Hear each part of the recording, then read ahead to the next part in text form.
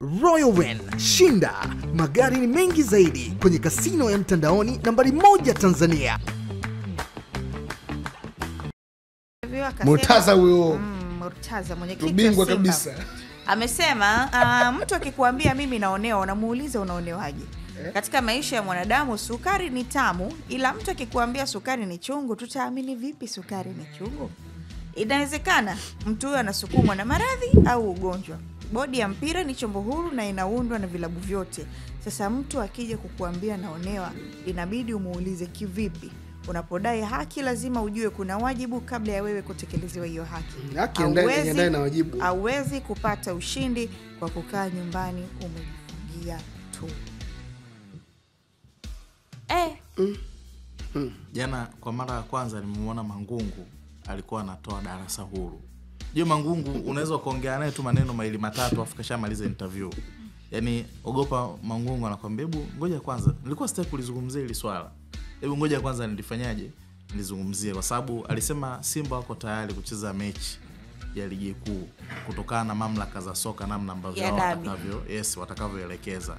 Lakini aligusia akasema wako tayari siku yoyote, tarehe yoyote ambayo bodi ya ligi wanaweza wakafanyaje wakaipangia. Nadhani miongoni mwa vitu ambavyo alikuwa na criticize sana ni kwamba kutokana na hoja pia za bunge ambazo zilikuwa zinasikika juzi kusema kwamba bodi ya ligi sio chombo huru. Yaani kuna msukumo ambao unaopatikana kutoka nyuma ya baadhi ya viongozi kutoka nadhani TFF kama walichokuwa wanachokigusia zaidi wa bunge. Lakini kitu alichokuwa anakipinga pia Mangungu ni kwamba kutenganishwa ni ziwe ni taasisi mbili tofauti kati ya TFF pamoja na bodi ya ligi. Yaani hii bodi ya ligi iwe ni taasisi ambazo ziko hivyo kweli.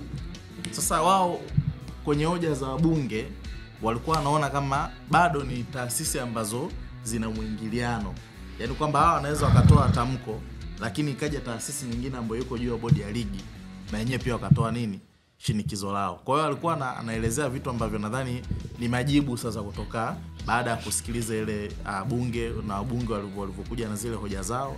Lakini kimsingi ni kwamba mzee ana point ambayo anatakiwa pia kuweza kusikilizwa kwa sababu ukiangalia kila mmoja amekuwa na mihemko yake kutokana na ile sakata.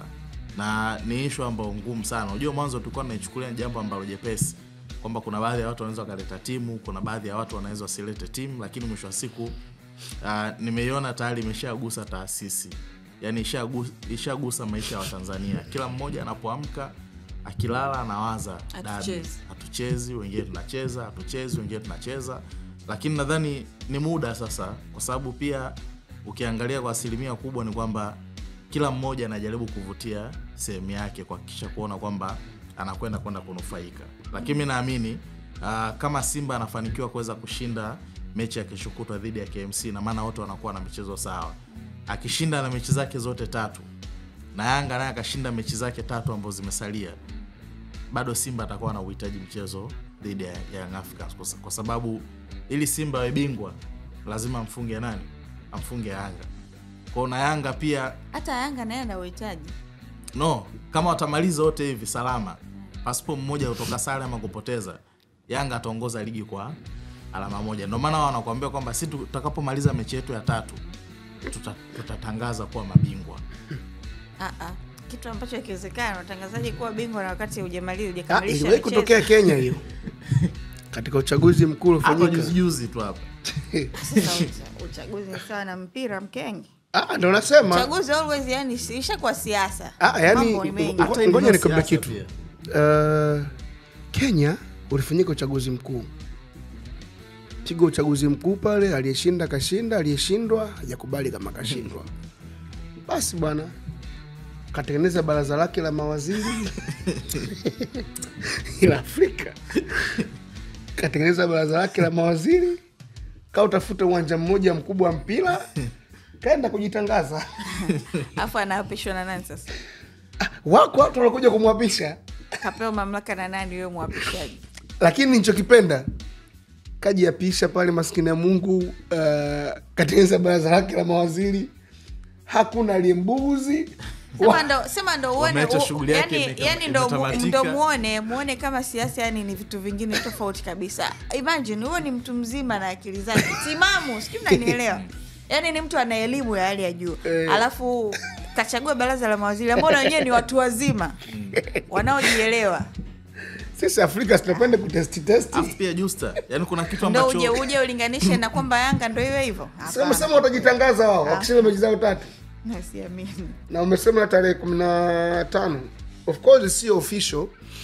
Lakini nimeona kwa baadhi ya mashabiki wao ile ya kusafiri ambao wana nguvu katika timu. Mtu kama Mwalimu sio shabiki tu wa kawaida, ni shabiki lakini pia ni shabiki kindaki. wanaita influencer. Wakina Godi Odianga, kina Kevo nimeona wanasema tarehe 15 wao watakuwa nchini Rwanda. Tarehe 15 mwezi Juni watakuwa nchini Rwanda. Fanya nini? Wanaenda kuzindua moja uwanja wa mpira huko.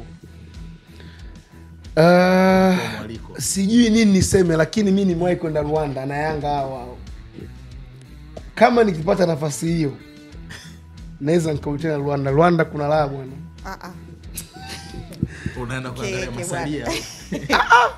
Hayo masalia ni habari nyingine, lakini Rwanda kuna raha. Niliwahi kwenda na kakaangu Amani. Rwanda kuna raha. Nikumbuka hiyo. Sawa bwana, tumalize Sports Gear na hii